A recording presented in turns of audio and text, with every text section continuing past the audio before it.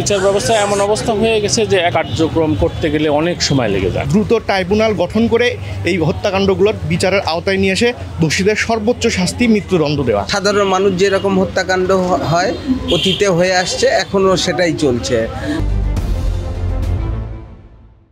বিচার ব্যবস্থায় এমন অবস্থা হয়ে গেছে যে একটা খুন বা ধর্ষণ বা মারামারি যেগুলো হয় এগুলোর বিচার কার্যক্রম করতে গেলে অনেক সময় লেগে যায় এবং এই সময় লাগার কারণে ভালোভাবে দেখা যাচ্ছে যে অপরাধীরা বিভিন্নভাবে সুযোগ সুবিধা নিচ্ছে এবং যার কারণে সঠিক বিচার পাওয়া যাচ্ছে না। সাগরনের হত্যাকাণ্ডের পরে আমরা এই বাংলাদেশে যখন অন্তর্বর্তীকালীন সরকার আসলো তখন আমরা সবাই আশাবাদ ব্যক্ত করেছিল যে সাগরনী হত্যার অন্তত বিচার হবে। বসুন্ধরা টিস্যু, অশুদ্ধতার বিরুদ্ধে এক বিন্দুও ছাড় নয়।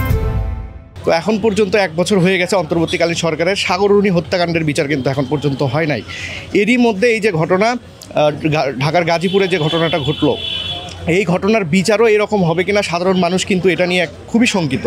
সাংবাদিকদের উপর যে হামলা হচ্ছে, হত্যা হচ্ছে, সেই হত্যাকাণ্ডগুলো দ্রুত বিচার করা এবং দ্রুত ট্রাইব্যুনাল গঠন করে এই হত্যাকাণ্ডগুলোর বিচারের আওতায় নিয়ে এসে দোষীদের সর্বোচ্চ শাস্তি মৃত্যুদণ্ড দেওয়া। সাধারণ মানুষ যেরকম হত্যাকাণ্ড হয় অতীতে হয়ে আসছে, এখনও সেটাই চলছে।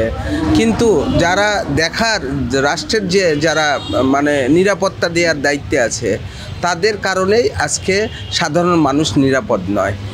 আমরা আশা করেছিলাম যে 5 আগস্ট কিংবা জুলাই আন্দোলনের ফসল আমরা পাবো নতুন একটা দেশের স্বাধীনতার মধ্যে, কিন্তু সেই স্বাধীনতা তো পাইনি আমরা। যদি পেতাম তাহলে এই রকম হত্যাকাণ্ড ঘটতো না। সন্ত্রাসীরা কিন্তু বেপরোয়া হয়ে উঠছে।